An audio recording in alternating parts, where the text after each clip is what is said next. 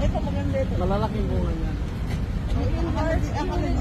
Okay, Mom Violet was able to find her Gano'n dwarf kalaki bago mamunga? papaya. Yung Umabutan ng isang taon hindi ata. Mabilis lang.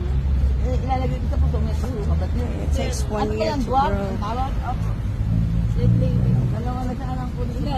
Isang maganda. Ayan, yung maganda yan. Ang nasaan yung pagkakat mo? Here, the dwarf tree. So Mom Violet was able to find it.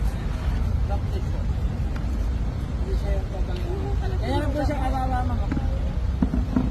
Siguro dito yung mangga ko. That's for her papaya tree. She's buying some pots. Ayun